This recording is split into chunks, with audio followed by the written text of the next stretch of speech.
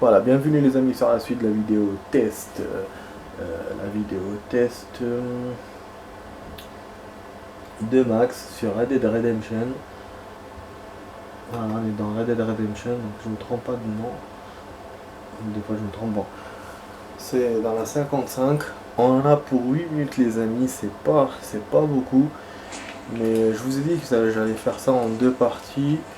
Bon, c'est vrai que je voulais faire des parties équitables, mais avec le générique et tout, j'ai pas pu. Et là, j'ai préféré faire ça, quitte à laisser l'appareil jusqu'à 30 et vous faire genre une suite de 3 minutes. Ça aurait pas été logique. Paiement de la prime. Donc apparemment, j'ai une prime à payer puisqu'il me donne, il me dit que je dois payer une prime. Je sais pas si c'était hier et tout. Alors que j'ai essayé d'aller à la poste à Armadillo, mais je trouvais rien, donc je comprends pas. En tout cas, les amis, on a 8 minutes. Comme je vous ai dit, on peut pas faire grand chose en 8 minutes. On peut pas. Niveau des tenues, déjà bon, là on n'a pas encore 100%. Je pense pas, donc on n'a pas eu de tenue. Il faut qu'on finisse les bandits pour ça. Voilà la preuve que je suis à 88,5%. Les bandits de night, il faut être la nuit.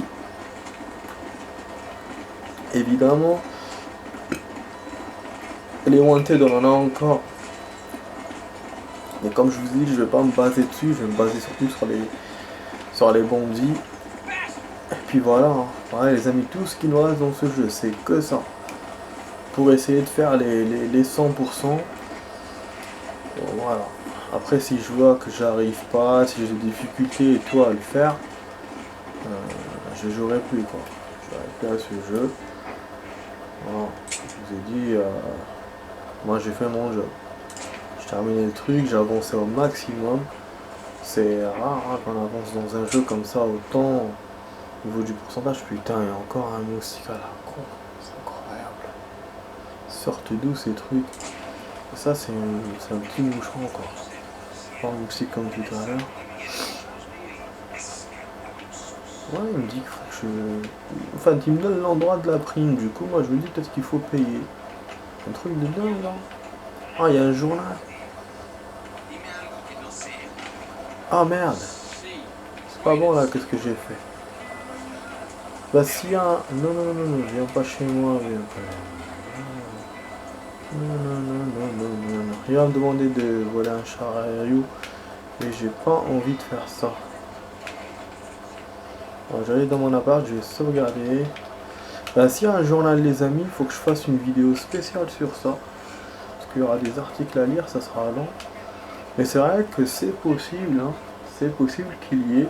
Avec la fin du jeu, comme ça, on va voir. Puisqu'il nous a dit en plus, attendez l'édition du prochain journal. Donc c'est possible. Putain, il est toujours là ce con. Bon, on va sauvegarder encore pour être. Ah ouais, j'ai voulu venir ici pour sauvegarder, pour avoir un bon lieu de sauvegarde. En plus, il y a tout, il y a le wanted, il y a un machin. C'est pour ça que je suis venu ici. Et en même temps, bah, il y a le journal, on peut voir le journal. Oh là là. Je sauvegarde encore. Je sais qu'on perd du temps les amis, mais en même temps, je vous ai dit en 8 minutes, je peux pas faire grand chose.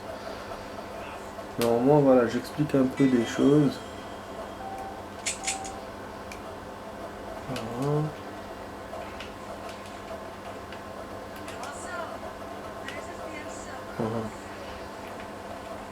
Ouais, ça c'est jeu de cartes. Les putas sont là.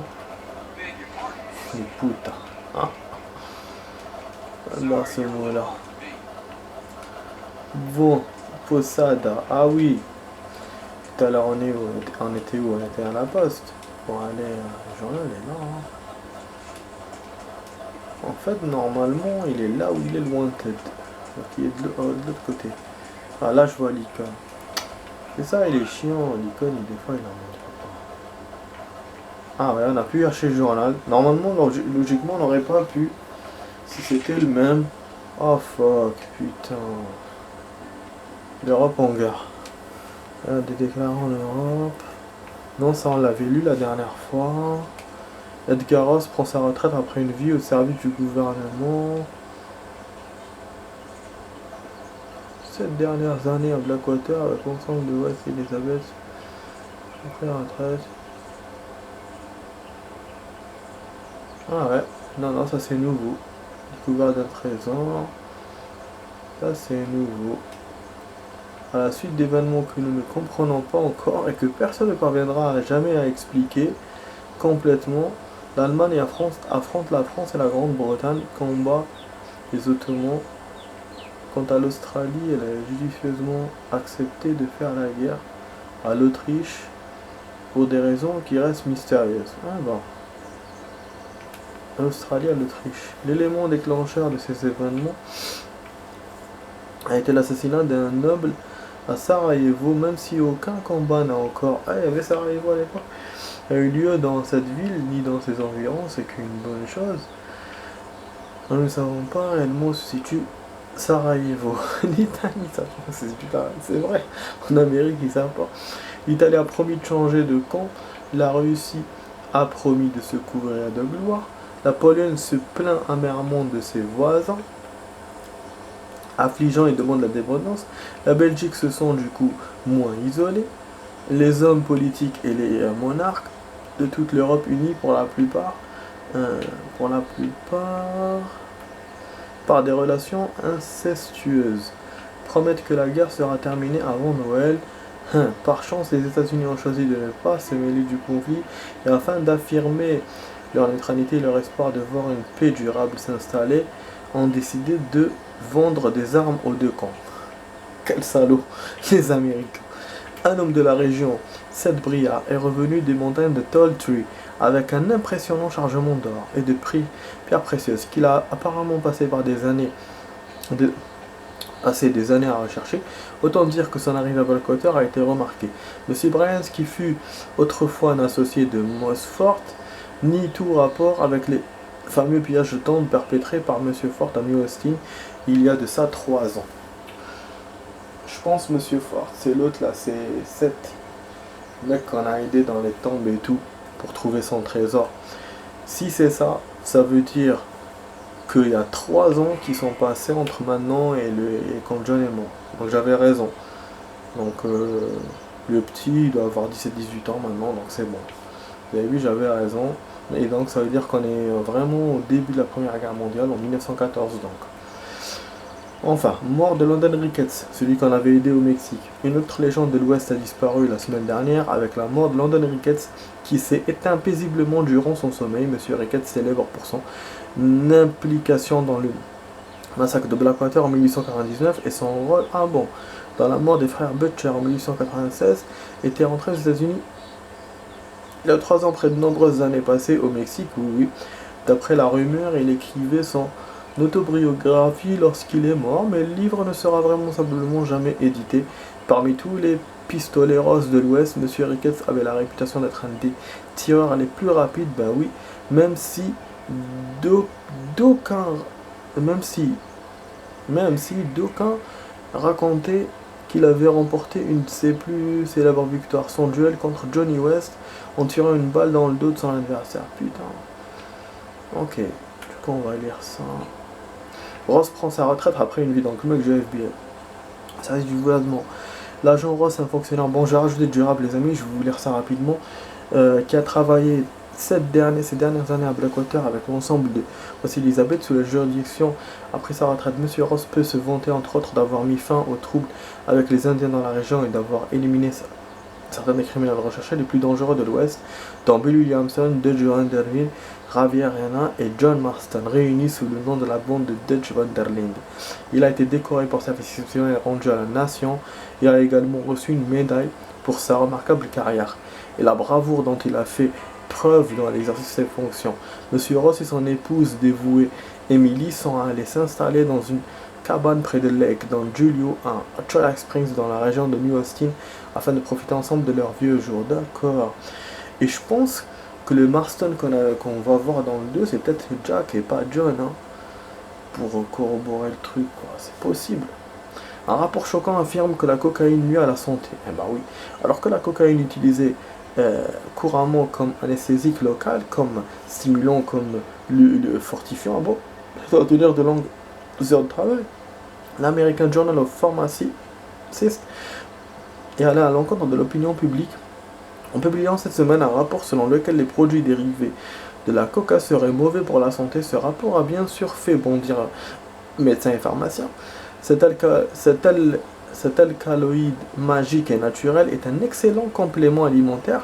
Faut parler, les gens taciturnes auront les tâches courageux et soulagent la souffrance à bien des niveaux, a déclaré le docteur Laurence Mariani. Le rapport indique que la cocaïne est une substance pour les cambrioleurs, les bohémiens, les portiers de nuit, les prostituées de bas étage, les macros et les avocats, et que son utilisation est responsable de sa hausse des agressions contre les femmes blanches.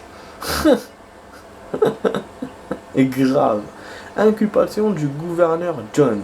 Le gouverneur de l'État né John a été inculpé d'une pléthore de crimes, et notamment de corruption, d'extorsion et d'indécence morale.